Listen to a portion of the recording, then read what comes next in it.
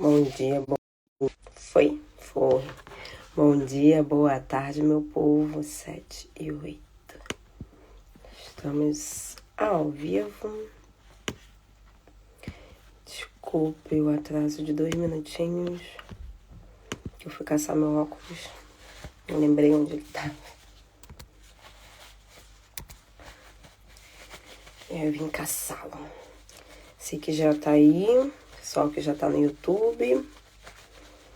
Pegue seus caderninhos de anotação. Hoje eu vim almoçada, graças a Deus. Tenho feito propósito, então já não tenho tanta pressa. E é isso. Vou ir orando enquanto vocês vão entrando. Vão aí avisando se tá tudo ok, se o áudio tá ok. Já vou colocar aqui o link, o nome do meu YouTube, para vocês conseguirem acessar, para verem depois. Claro, quem tá no YouTube não precisa, né? Quem tá no YouTube pode me seguir, Edilene Alves.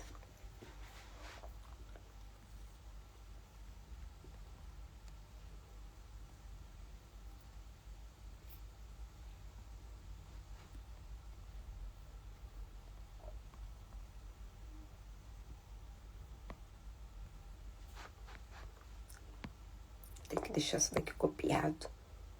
Fica mais fácil.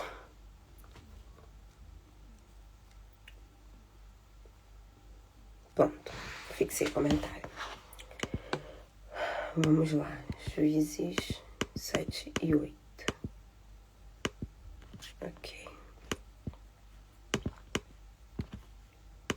Vamos começar, que eu não gosto de enrolar muito. Paizinho, obrigada mais uma vez por essa oportunidade de nós estarmos aqui, conhecendo um pouquinho mais do Senhor, lendo a palavra do Senhor, tendo experiências com o Senhor. Que no dia de hoje o Senhor possa se revelar de uma maneira surpreendente nas nossas vidas, com palavras ainda que nós ainda não ouvimos ou não conhecemos, ou que venha falar diretamente nos nossos corações aquilo que nós precisamos de respostas. Peço que o Senhor dê ordem aos seus anjos, guardiões, protetores, para estarem acampados nas nossas portas, nas nossas janelas, na nossa casa, nos guardando, nos cercando com muralhas de fogo, nos protegendo de todo ataque de Satanás. Que em nome do Senhor Jesus Cristo, tudo que é nosso, leva nos nossos nomes, possam ser blindados, possam ser guardados, possam ser protegidos. Que o Senhor venha passar com o seu sangue, aquele que reme, aquele que apaga todos os pecados. Venha nos passar, nos guardar, nos proteger debaixo das suas asas. Em nome de Jesus. Amém. Amém? Então vamos começar. Juízes 7. Gente, tá uma claridade aqui. Que agora a primavera tá chegando. E eu tô fazendo diferente pra janela. E eu tenho muita sensibilidade à luz. Por isso que eu tenho que usar óculos. Porque como eu tô lendo no computador, senão eu não consigo enxergar. Mas bora lá. Juízes 7. De madrugada, Jeroboal, ou seja, Gideão, e os seus homens amarraram seu acampamento à margem do rio Arode. O acampamento dos medianitas estava no norte deles, no vale perto do monte de Moré. O Senhor disse a Gideão: vou ajudá-lo a vencer os medianitas, mas há muitos homens no seu exército, e não quero que os israelitas acreditem que eles sozinhos se salvam. Gosto muito dessa passagem, deitar um risinho assim, que eu acho muito interessante. Depois nós conversamos. Portanto, chame os seus homens e diga a eles: quem tiver medo deles pode partir daqui e regressar à sua casa. Foram embora 22.000. Só nisso, falar, quem tá com medo? Eu tô com medo. Então pode ir embora. 22.000 já foram só nessa leva. Mas ainda ficaram 10.000. Então o Senhor disse a Gideão: ainda tem muitos homens, 10.000. Leve-nos para perto da água, e ali farei uma prova com eles. Se eu falar, este homem irá com você. Então esse homem irá. Mas se eu falar, este homem não irá com você, então este homem não irá. Então Gideão levou os homens para tomar água. Ali o Senhor disse, agora vem a pegadinha, que eu acho engraçado. Divida os seus homens em 2 grupos. Assim, coloque em um grupo os que beberem as águas em suas mãos, lambendo como cachorro. Assim. E coloque no outro grupo os que se ajoelharem para beber, no caso. Assim. Entendeu? Aquele que pega com a mão e aquele que coloca. É igual nas bicas, né? Você bota assim ou você vai direto com a boca na água. Que beberem água nas suas mãos, lambendo como cachorro, e coloque no outro grupo os que se ajoelharem para beber. Só 300 homens beberam a água com as mãos, e os outros se ajoelharam para beber. No caso, 300 homens fizeram assim. Então o Senhor disse, os 300. Os homens que beberam com as mãos são suficientes. Eu farei com que vocês derrotem os midianitas. Todos os outros podem voltar para suas casas. Eu lembro que quando eu era mais nova, quando eu vi essa passagem, eu ficava em dúvida. Eu falei, nossa, por que Deus separou? E aí vem uma coisa que eu aprendi, que um obreiro da nossa igreja uma vez falou, e eu fiquei lembrando muito nisso. Eles estavam numa guerra, eram homens de guerra, valentes de guerra. Quando você pegava a água assim, quer dizer que você não está colocando a cabeça para baixo, você ainda está atento ao que está acontecendo. Você está bebendo água assim, ó. Então, assim, você está bebendo água, mas o seu olho está fixo no que está acontecendo. A partir do momento que você abaixa a sua cabeça, você pode ser atingido por qualquer inimigo, porque você está baixando a sua guarda. Então, você está baixando a sua guarda, você está ficando indefeso. E aí Deus separou nesse seguinte critério. Levou a água até a mão, bebeu assim, homens guerreiros.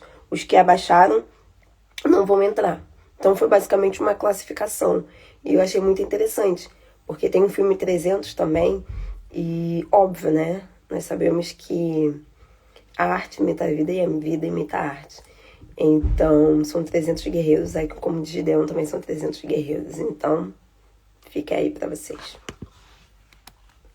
Os 300 homens beberam com as mãos são suficientes. Eu farei com que vocês derrotem os midianitas. Todos os outros podem voltar para suas casas. Peraí. Josué 7. Ai, peraí, gente, meu computador aqui. 8. Josué 7, 8. Para quem está acompanhando. Gideão mandou os outros homens de volta para suas casas. Ele ficou só com 300 homens, mas ficou com os armamentos e as trombetas dos homens que se foram. Então, menos pessoas e mais armamento. Os midianitas estavam acampados no vale, mais baixo do acampamento de Gideão. Naquela noite o Senhor disse a Gideão, levante-se. Farei com que vocês derrotem o exército dos midianitas. Desça já e os ataques pela noite. Se tem medo de descer sozinho, então leve com você o seu servo Pura. Desça ao acampamento dos midianitas. E ouça o que dizem. Assim não terá medo de atacá-los. Então Gideão e seu servo Pura desceram até a fronteira onde estavam os soldados do acampamento inimigo. Os midianitas, os amalequitas e os homens do deserto estavam acampados nesse vale. Eram tantos homens que pareciam uma praga de gafanhotos. E eram tantos camelos que eram como se fossem grãos de areia da praia. Quando Gideão desceu ao acampamento, ouviu que um soldado estava contando um sonho a outro soldado. E o soldado dizia, desculpa gente, mas está coçando.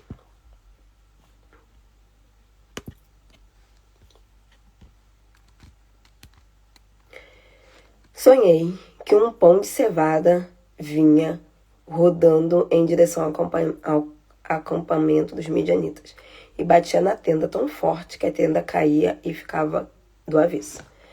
Cevada é parecido com trigo, tá? Então ele viu um punhado de cevada rodando assim e atacando as tendas, que na época era tenda.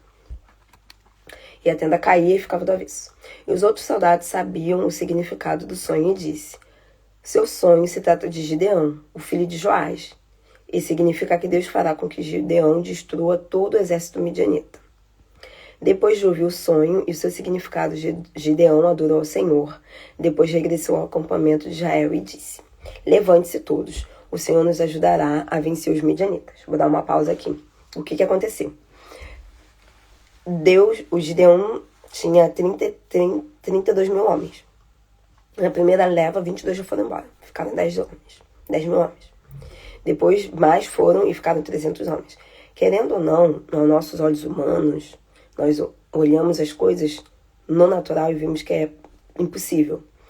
E com certeza Gideão teve essa perspectiva, teve essa percepção, quando ele olhou e viu que tinha muitos camelos, incontáveis igual a areia, e vários cavaleiros. E com certeza ele sentiu um medozinho, e Deus já sabia que isso ia acontecer, porque Deus não é pego de surpresa. Deus foi lá, já deu sonho pro próprio cara do exército inimigo, porque Deus dá sonhos, e o próprio Deus deu a revelação. Então, quando Deus falou, tu tá com medo? Desce lá e leva o seu servo pura pra ouvir. Deus já sabia, já tinha arquitetado tudo. E aí ele desceu. A partir do momento que ele desceu e ele ouviu o sonho, ele falou, realmente o Pai está conosco. Na verdade, naquela época eles nem chamavam de Pai, chamavam só de Deus. E Deus já sabia disso, então Deus quis trabalhar na confiança de Gideão, que independente de serem 32 mil ou de serem 300, Deus é quem faz. Então, voltamos.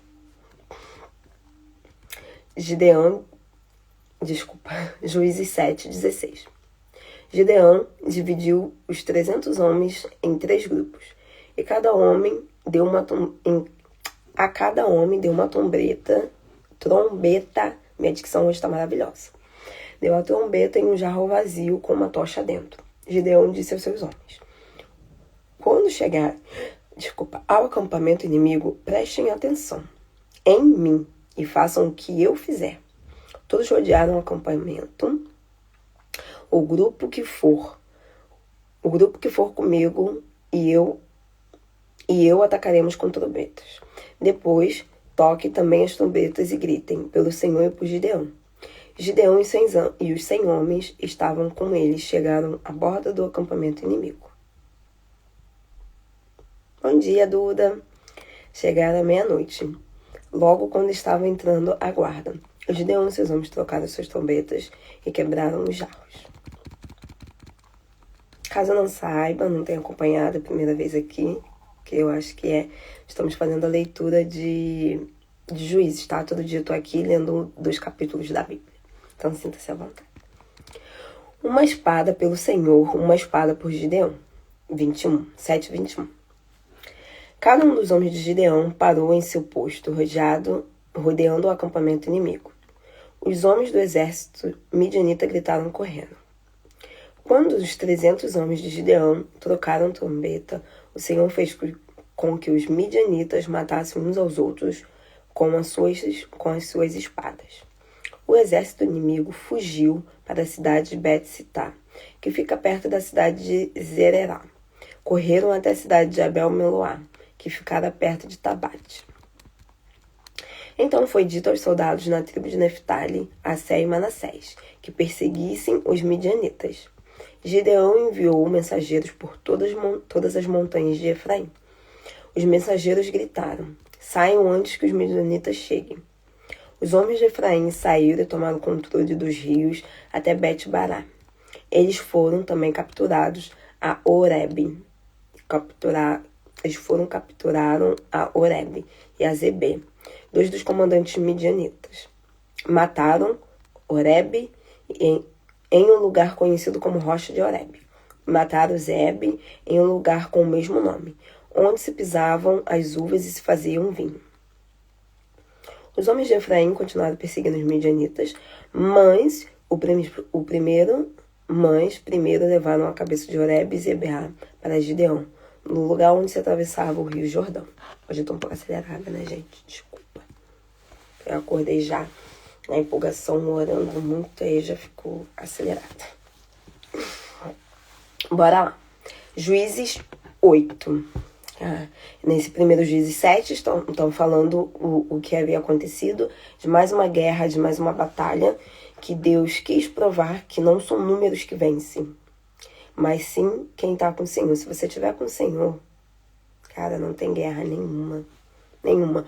Hoje o nosso contexto não é de guerra, de arma, de espada, mas a nossa guerra, às vezes, muitas vezes, é em casa, em oração, é com um filho que não conhece a palavra, é com um marido, é com uma situação de injustiça no trabalho, é com os nossos próprios pensamentos, é com as nossas atitudes. E nós temos de lembrar que Deus não perde uma batalha. E você pode ir sozinho, mas se Deus estiver contigo, Ele manda os anjos dele para lutar e guerrear também juntos. Então, às vezes, nós achamos que estamos sozinhos, e eu sempre oro a Deus para que Deus envie seus anjos, os anjos para proteger.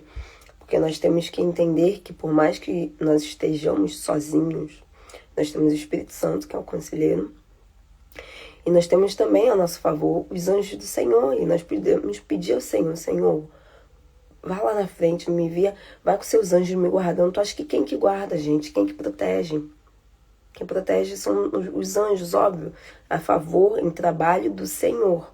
Porque Jesus está lá à destra, está lá à direita do Pai. Jesus é aquele que intercede por nós. Tá? Ele está lá com o Pai, sentado ao trono. Lá em João, não lembro, mas João diz que era necessário ele subir para o Espírito Santo descer. Então aqui, quem anda conosco, nos orientando, nos aconselhando, é o Espírito Santo. E quem entra nas batalhas conosco são os anjos. Jesus está onde? Jesus está lá à direita do Senhor, olhando por nós, intervindo por nós. O primeiro mártir da história, Estevão. Estevão foi morto e a primeira coisa que Estevão falou foi que via Jesus à direita. Foi um pouco depois de Jesus ter morrido. Ele via Jesus, foi 40 anos, eu não lembro, porque Estevão foi discípulo de Paulo, mas por aí. Então, ele foi o primeiro mártir, ele viu Jesus à direita, Jesus está intervindo por nós. E aí, nós estamos aqui, nós precisamos da ajuda do Espírito Santo para nos direcionar, para nos aconselhar, mas quem nos guarda, quem nos protege, é a mando de Deus e Jesus, são os anjos. Então, Deus quis provar, ó, não é você não, sou eu que faço. São só 300, mas eu que faço. E às vezes você acha que está sozinho na guerra. Ai, pai, tô sozinha. Pede a Deus, Deus, por favor, dê ordem aos seus anjos. Em várias passagens da Bíblia nós vimos os anjos intervindo, os anjos vindo, os anjos alimentando, os anjos... Bota um anjo para estar comigo agora, eu vou ter que passar por esse lugar, me guarde, me proteja. Gente, eu tenho tantas histórias do meu pai, de proteção, de meu pai estar tá num ônibus, meu pai do Rio de Janeiro, para quem tá vivendo no Brasil, de ele estar num ônibus, o ônibus inteiro ser assaltado, ele orar a Deus e o assaltante passar despercebido. Sim, não viu ele. Ele pediu para estar invisível, o anjo protegeu. E uma outra vez também aconteceu, ele indo para a igreja, numa rua deserta, ele viu os caras indo, ele viu os caras voltando. E ele começou a orar. Os caras passaram, roubaram um casal, um jovem que estava atrás dele, roubaram da frente e não roubaram meu pai. Meu pai ficou invisível. Aí tu acha que foi quem? Deus enviando seus anjos para guardar, para deixar invisíveis. Por isso que eu oro, para nós estarmos debaixo das asas do Senhor, para estarmos invisíveis perante ao mal, ao mundo espiritual. Então, quando você achar que você está sozinho, peça ajuda a Deus. Tá? Deus está com você. Jesus está lá intervindo entre nós. O Espírito Santo está nos aconselhando. E os anjos nos guardando. Juízes 8. Os homens da tribo de Efraim disseram a Gideão, quando o encontraram: Por que nos tratou assim? Por que não nos chamou para combater os midianitas? E eles tiveram uma forte discussão com ele. Gideão respondeu: Eu não fiz nada comparado com o que vocês fizeram. Vocês e os homens da tribo de Efraim têm conseguido uma colheita muito melhor do que a da minha família e de Abisaé. Deus permitiu que vocês capturassem Oreb e Zeeb, os comandantes de midianitas. Como alguém poderá comparar tudo o que fiz com o que vocês fizeram? Depois de ouvir essas palavras, os homens da tribo de Efraim deixaram de se irar contra Gideão. Gideão captura 2 reis midianitas. Gideão e seus 300 homens chegaram ao rio Jordão. Atravessaram para outra margem, mas estavam muito cansados e tinham fome. Gideão disse aos habitantes de Sucote: por favor, dê alguma coisa para comer aos meus homens, já que estamos muito cansados. Temos perseguidos os reis midianitas de Zeba a Salmuna.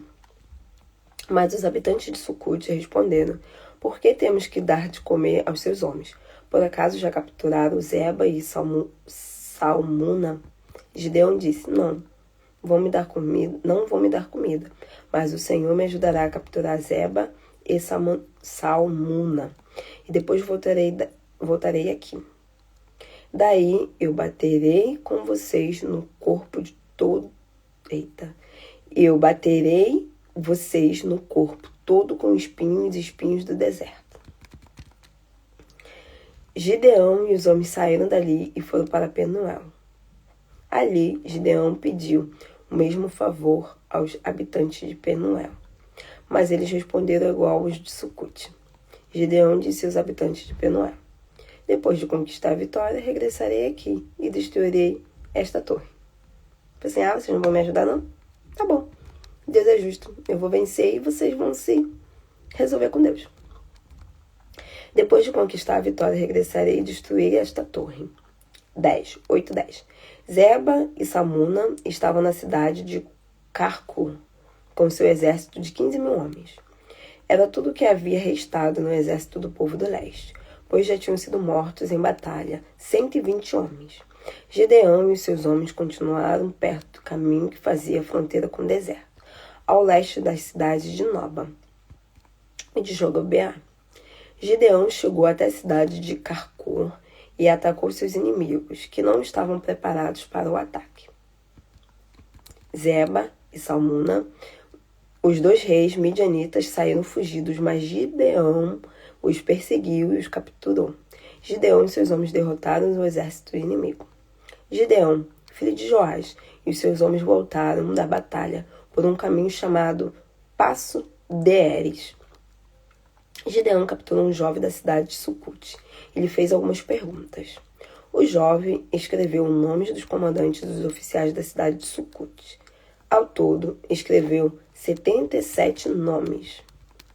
Então, Gideão regressou à cidade de Sucote e disse: vocês zombaram de mim dizendo: por que temos que dar comida aos seus homens? Por acaso já capturaram Zeba e Salmuna? Pois bem, aqui estão Zeba e Salmuna. Estou imitando como ele deve ter falado. Gideão pegou o espinho e os espinheiros do deserto e começou a bater nos líderes de Sucote.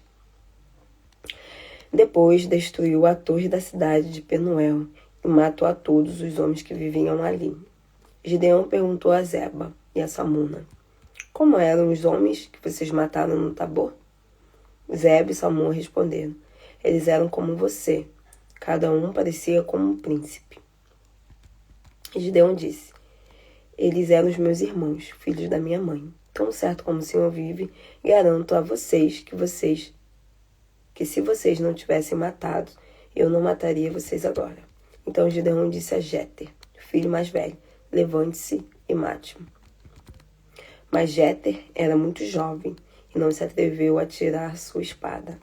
Zeba e Salmuna disseram a Gideão: venha, você mesmo mate-nos, pois é um homem maduro e forte o suficiente para fazê-lo. Gideão se levantou e matou Zeba e Salmuna. Depois arrancou os ardônios reais em forma de lua que tinham pendurados nos camelos de Zeba e de Salmuna. Pausa. Gideão 8:22.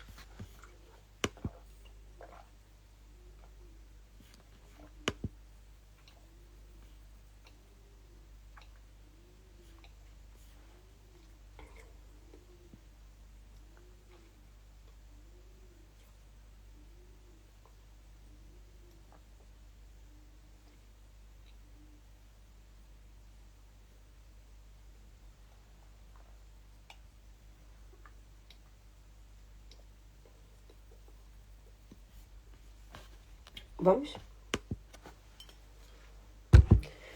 8:23. 22. No meu tem um subtítulo: Gideão faz um manto. Os israelitas disseram a Gideão: Você nos salvou dos midianitas. Agora queremos que seja nosso governante. Queremos que você e o seu filho e o seu neto sejam nossos governantes. Mas Gideão respondeu: Nem meu filho, nem eu seremos seus governantes. O Senhor será o seu governante. E também lhes falou: Quero que faça uma coisa por mim. Cada um de vocês me dê uma argola de ouro, daquelas que obtiveram nos despojos. Despojos é nas guerras, depois que você guerreia, você, por exemplo, me matou, vai tirando tudo que é meu de pertence. Isso se chama despojo. É que os midianitas sempre usavam argolas de ouro. E eles responderam: Claro, que lhe daremos o que pede. Então, estenderam uma capa no chão e cada um colocou ali uma joia.